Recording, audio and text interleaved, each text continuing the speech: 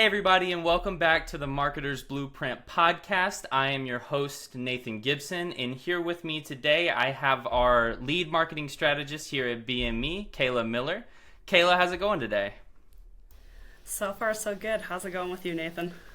Doing great. Today's Friday. I'm having a great day. We have a super awesome episode in store today. We just celebrated our 18th birthday as a company.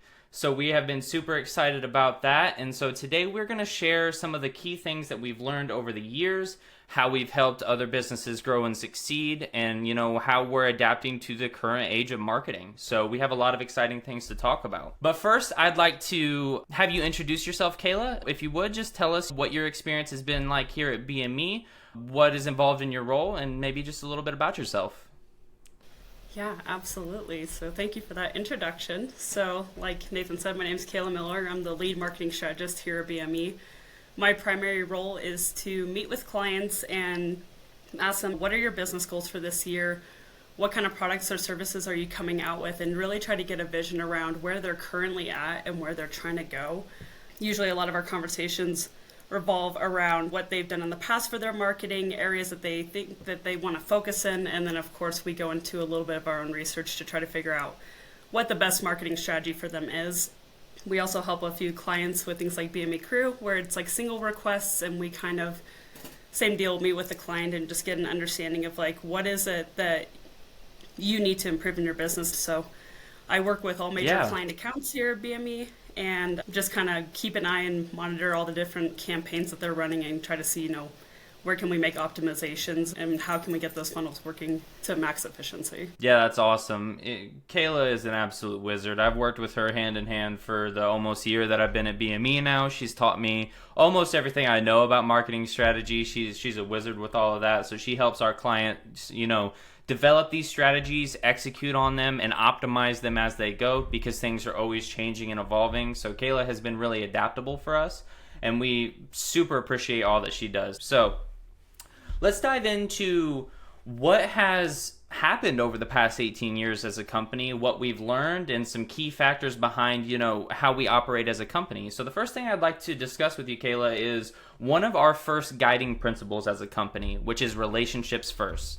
That means that for me, when you put your relationships first with your clients, in your personal life, in your professional life, everything will fall into place afterwards. When you put the relationships with people, focusing on people first, usually everything will fall in line after.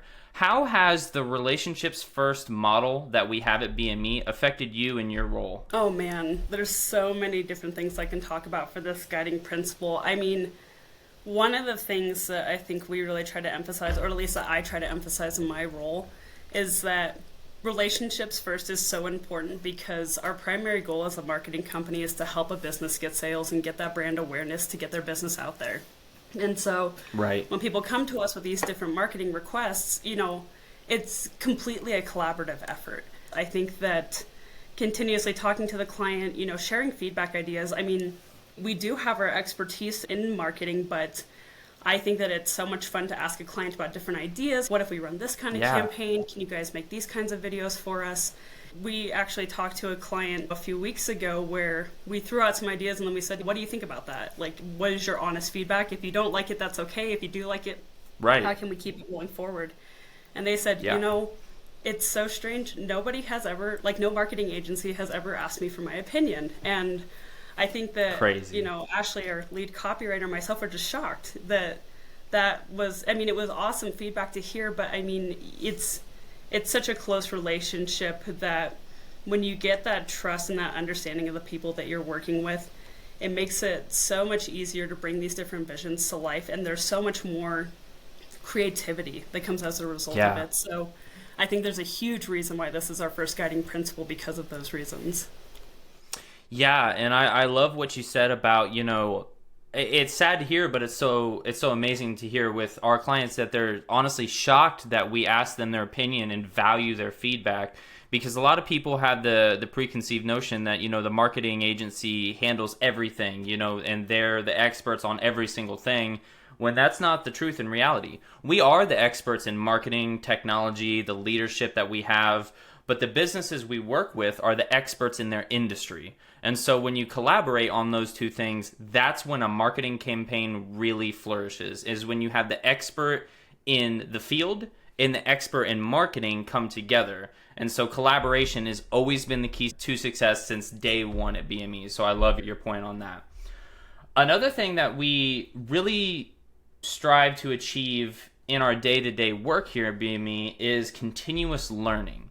And that actually was heavily involved in your and I relationship in the professional world of Kayla was my mentor in marketing strategy, still is. We meet all the time and have really positive interaction. But what part of continuous learning has helped you grow in your role over your time here at BME? Oh man, I mean, with marketing, it's almost like a given, honestly, that you always have to be doing your different research and you always have to be doing your due diligence to stay up with the different requirements of different platforms, with trends that are occurring in the moment, on social media. And those trends happen so quickly and so frequently that continuously learning, like, these things become trends for reasons. And so it's interesting to see, like, for 2024, like, what kind of things are we seeing in the market and what kind of things are we seeing for, like, just general marketing that people find entertaining, right? Because that's a big portion of marketing too, is not just like education, because I think that that's always an important aspect, but also, like, what do people enjoy watching? What do they like to sit down and, like, consume? 100%. So yeah, and I think that's a major point, because as you and I have discussed a lot, people have super short attention spans and are very adverse to traditional marketing in this day and age. People are, almost numb to traditional advertising because of how frequent it has been over the years, especially in the digital age that we're in right now. It's a major factor in the fact that you have a very short time window to capture people's attention. And so what you need to put out there needs to be engaging and, more importantly, creative. And that actually leads into my next topic I wanted to talk about. Is another guiding principle we operate by is being creative and experimental. Over the past 18 years as a company, we have tried, we have failed, we have succeeded, and repeated that process. It is always a constant, moving forward through trying new things, experimenting, learning, failing, which is okay. But all those together and learning from those experiences are what culminate into having these big successes we've had recently as a company. So what are some examples or some feedback you have on being creative and experimental as a marketing strategist? This is, again, it kind of comes back to, like, that continuous learning. Being creative and trying something new. I mean, marketing is a balance of, like, data and then the creativity part, because you are constantly looking at what you have to use your percentages to guide the decisions that you're making, but a lot of marketing also should be something that you enjoy making. It should be content that you find entertaining, because I think that if you're just making marketing assets for the sake of making them, it really takes away from the fun and creative aspects of what you're doing in your day-to-day. I mean, because marketing is something that is always ongoing, it is continuous, and you always have to be updating the things that you're putting out there. So if you don't like what you're doing, then it's easy to fall behind, I guess. And so I think that being creative means that you have more opportunities to learn, like, what does and doesn't work. It also allows you to figure out, I think, like, sub-niches that you have for your audience bases too, and see, maybe if you have a product that fits for anybody and everybody, you still have, like, your older generation audience that you have to work with, you have a younger generation. And so being creative and seeing what kind of content works for those different platforms and seeing, like, what's the data going to give us, I think that it allows you to learn a lot faster too. I think that if you just take the information that people tell you online, like, this is I always see it on YouTube, like, these are the top 10 strategies of 2024 that you should follow.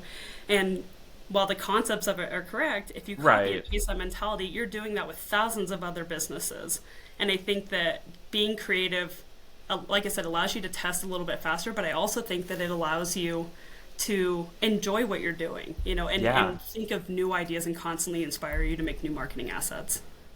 Yeah, that's such a great point. Is a lot of, marketing strategists and people in the marketing world, put videos out like that are like, these are the top 10 strategies, or these are the top solutions, or this is what's going on, when you never want to take those at face value and have them be cookie cutter solutions. At BME, we have never done cookie cutter solutions. Everything we do is adapted to the specific businesses we work with. Something I tell people all the time that I speak to is, you could have the same niche or product or similar services to another business, but your target audience could be totally different.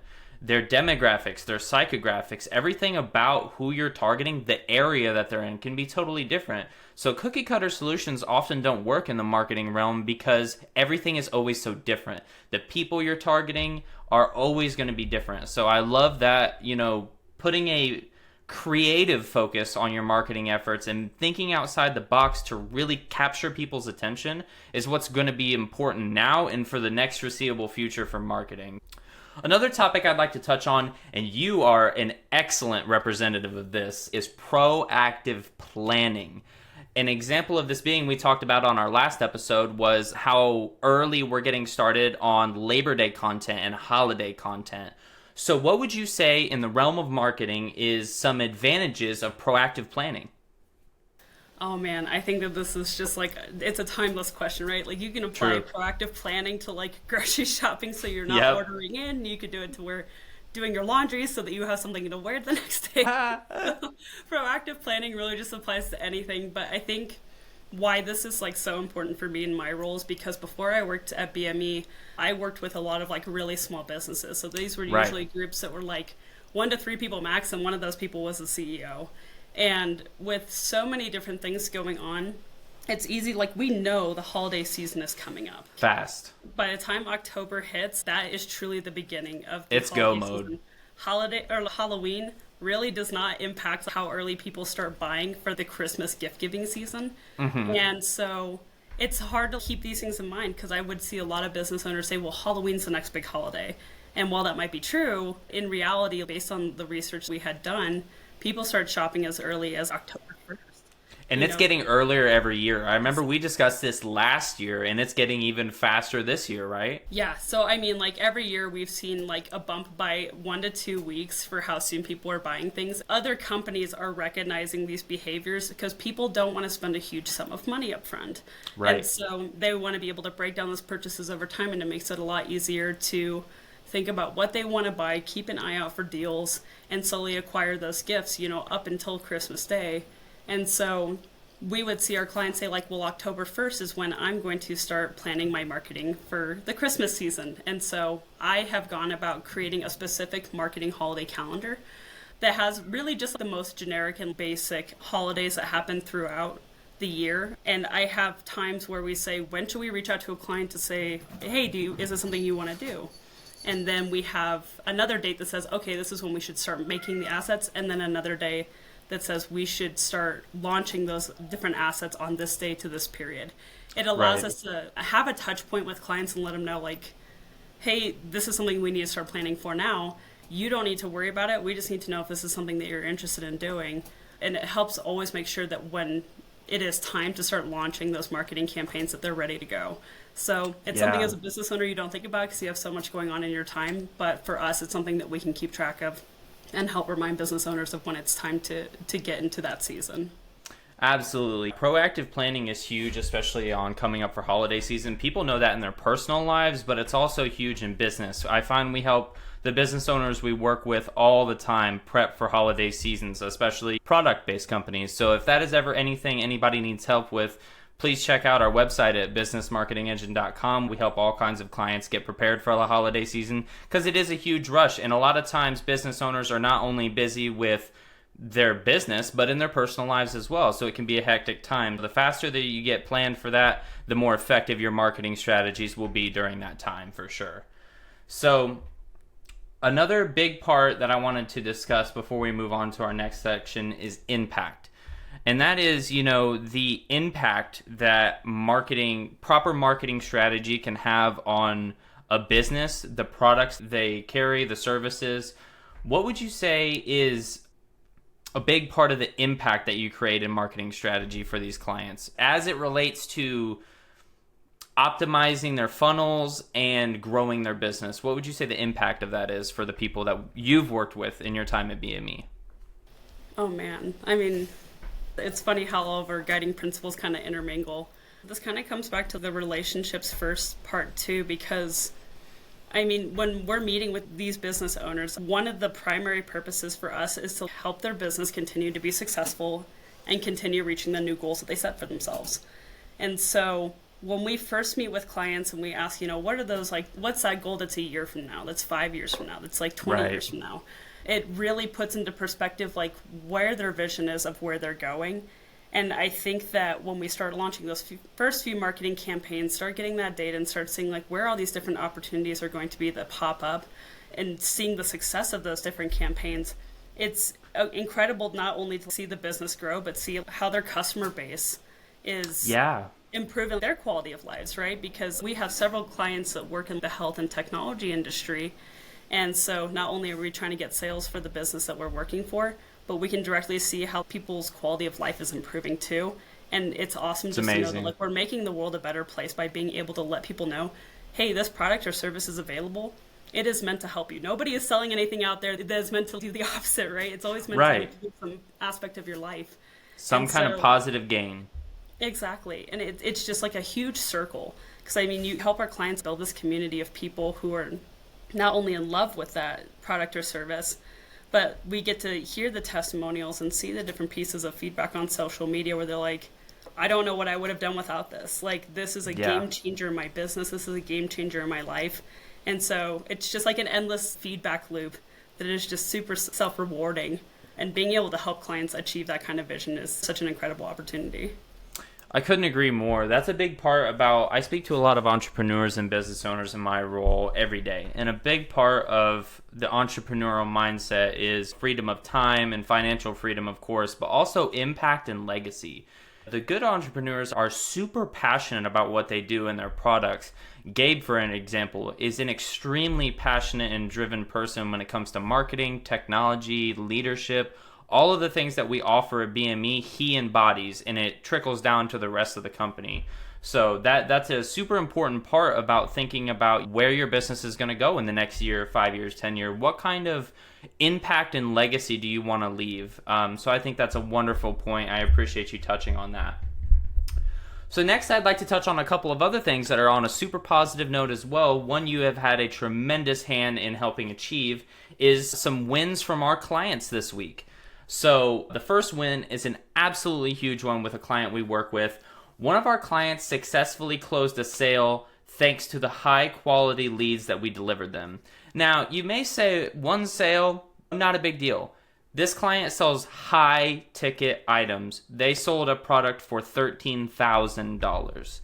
And that is because of the hard work that we have helped and worked with them on to get high quality leads, because it's a high ticket item, because it's a luxury product.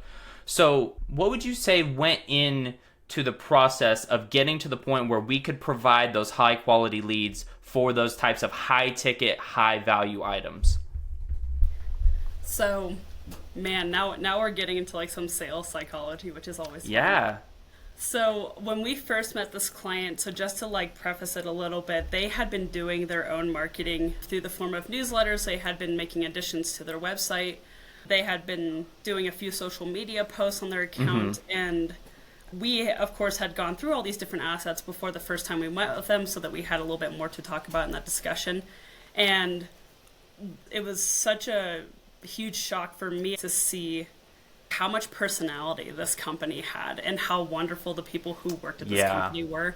And I just wasn't seeing that really translate into the content that they were writing. They were fantastic writers, but I think something that business owners get stuck in a lot, and this is where the sales psychology comes in, is you can talk about discounts, you can talk about special sales as much as you want, but when you are buying something from a company, you're not just investing in that piece of technology itself, especially when it's a small company or a very specific niche like these guys are. Right.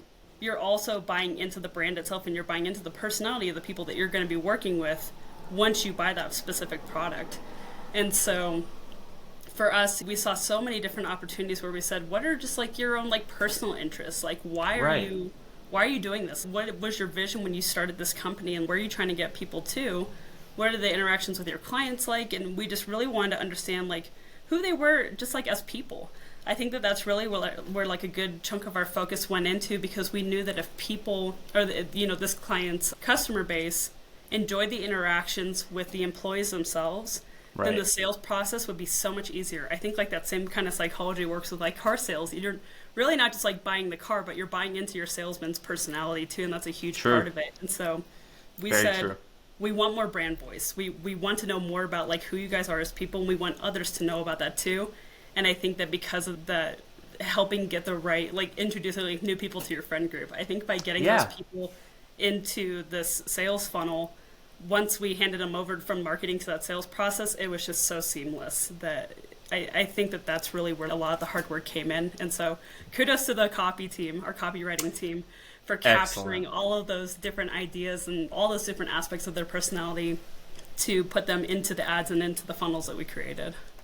Yeah, we have a world-class copy team. They had a huge part in helping that client close these types of sales, is, mirroring the brand voice that the client wants, and really showing their personality. And that goes to show back to the beginning of our episode today of how relationships first, continual learning, optimizing, testing things, trying things will work out in the end, as long as you stick to the processes you have and put those relationships first. So I love to touch on that. Another couple quick wins that we have is we successfully boosted a client's website visibility and organic traffic.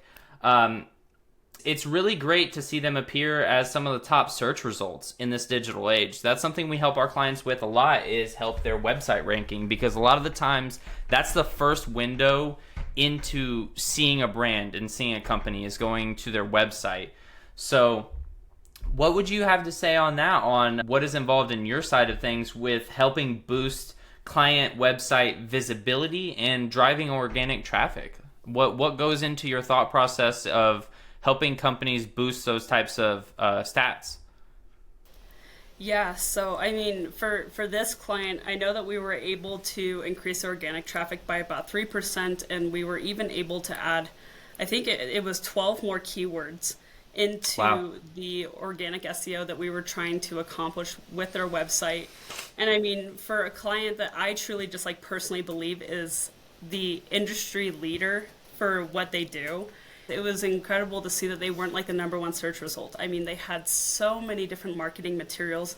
Their YouTube channel was great. Their website had great content, but they were only like maybe the fifth or sixth search result that I was able to find. So they were That's showing up on crazy. that first search page, but I could see all of their other competitors that were above them. And when you went to those websites and saw the types of content that were in there, I was like, are you serious right now? I know that our client is just that much better Yeah. with the quality of pictures and videos that they're taking, the quality of information and the research that they were doing for putting into the content that they were making. Our primary focus was really to drive that traffic through blogs. I think that that's really where we put a majority Yeah. of our focus, because I mean, the way that like your SEO works is that as people are going and searching up different terms, you have different key phrases, keywords that people are searching for. And if you can capture a small portion of that in a section of a blog, Google, or even like sometimes like Chat GPT or your AI that you have in your browser will take that section from the blog and show you the quick, easy answer. And so it's really important, because you have to think about how people are consuming information online. The first thing that you're going to do is you want the quick, easy answer, and if that still doesn't make sense to you, then you click on the first blog that it's showing you for that, Right. And so we knew that that was how people were consuming information. So if we could get that little blip in front of them, then we knew that there was going to be more traffic that actually went into the entire blog, hopefully redirected them as I read through it to go to other articles that were in the website. And so being able to focus on organic traffic that way, sending the blogs out through emails, through social media, and making sure that everybody was funneling into that single area, we didn't have to use a single ad dollar to get that traffic. And That's pretty so incredible crazy. Yeah, it's all organic. And that just goes to show you the levels and the kind of rabbit hole that you can go into with marketing strategy. It's nearly endless. And that's why sticking to your processes and doing the work really pays off and can lead to even that amount of organic traffic, not even paid traffic to your website, which is absolutely huge in the modern era of marketing. So that's wonderful to hear about. One of the last things we'll touch on here is recently we created an effective newsletter to help a nonprofit client engage partners and drive donations. So what, in your experience, would you have to say on creating an effective newsletter as a funnel, as an asset, to drive people to consume a company's content? Oh man, I should have dragged our lead copywriter here with me for this one today. She was the primary one who really dug into this and tried to help the client, get more donations and make their customer base or donation partners more aware of what they were up to and what they were doing. One of the things that we had initially asked about as we tried to strategize, like, what is going to be in this newsletter? Initially, the client was like, I don't want to write something super long. I know these people are busy. I don't want to bother them and send out all this content that they have to read. And we had to do some realigning with like expectations. Like, if people don't want to read it, they're not going to read it. So you're not like strapping somebody to a chair and saying like, you have to read this newsletter. People will read it now. So people will skim and get the information they want. But one of the things that we talked about, because we've worked with a couple of nonprofits, and like I said before being me, I've worked with some nonprofits too, is when you are donating to a specific cause, people want to know what you're doing with that money. Like, what are you doing to improve the program? It's very How important. Are you helping other people? And how are you impacting lives? Like, that's the whole purpose of your company. So I think that it's okay to go into depth and say, these are the different activities that we've done through the last quarter. Here's what we're planning on doing. Here's a success story from somebody that we're currently working with. So like, your donation dollars have directly impacted this specific person, and we want you to know their story. And so we really wanted to talk about like creating longer content where people had the opportunity to read a little bit more if they wanted to. If not, we had that first blurb that just kind of gave them like a brief highlight. But something that I think we've also discovered with our newsletters recently is how to create better segmentation. I think that if you handed anybody a whole sheet of paper and top to bottom it was written like a high school essay, you would probably be like, why are you doing this to me, right? Like, I don't want this is torture. Exactly. So we've figured out that by creating smaller blocks of text and adding some different visuals and allowing people to say, when you scroll the page, like that little blurb, that's all you have to read about that topic. And then you can move on to the next one. Here's the next story. Figuring out how to segment that information makes it a lot easier to consume the information that you're going through. And it allows you to cover as many topics as you want realistically. You could add like 5 up to like even 10 topics in a newsletter. Not recommended, but it's easier to know like the start and stop point, almost like you're writing down just like a single thought. And so that was something else that we had incorporated, but we knew that we wanted to, again, like share that story of what the company was up to and re-engage those partners that maybe were getting tiny blurbs like every once in a while, never really heard from the company that often. And we were able to increase those donations again because people said, I can see the impact of what you're doing. I want to keep participating. Yeah. It's a feel-good concept, to know that you're helping somebody. So I think that Ashley did a fantastic job at really capturing that and figuring out how to segment it and how to tell that story in a short and simple format, like what the client wanted, but not so short that they couldn't quite tell what was going on or what the visions for the company were going to be. Yeah, that healthy balance is super important. And then we have tons of experience working with nonprofits, so we know that it's super important for the people that engage with the nonprofit to understand where their money's going, the impact that it's going to have. We spoke about impact and legacy earlier. That's especially prevalent in that nonprofit space of, they want to know that they're doing something good. That is the primary driving factor for somebody donating to a nonprofit. So if you can express that in the highest, biggest way possible in content for that company, it will succeed. We have seen it time and time again. So that's awesome. Also, another point you touched on is keeping things simple, clean, concise, but also highly effective and impactful is very important when you're writing newsletters for, teaching people about what you do and putting content out there. So super important.